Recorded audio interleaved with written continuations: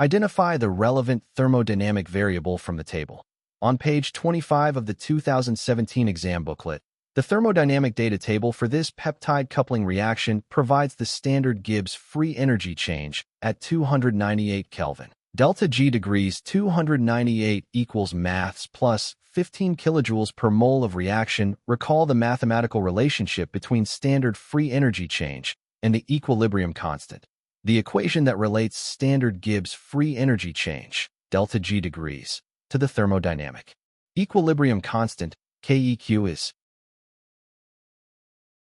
delta G degrees equals RT ln KEQ, where R is the ideal gas constant, 8.314 J/moles K.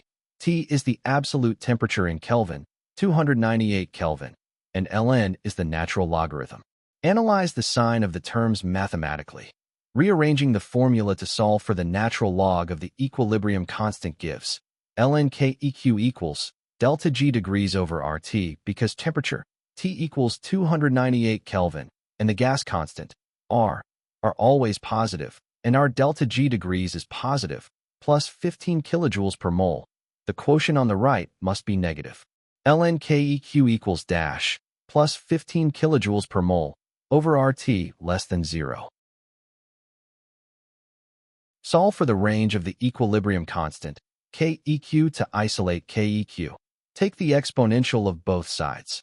KEQ equals e to the power negative number mathematically, the constant e, approximately 2.718, raised to any negative exponent, e to the power x equals 1 over e to the power x, always yields a value strictly between 0 and 1. Math 0 less than KEQ less than 1. Conclude.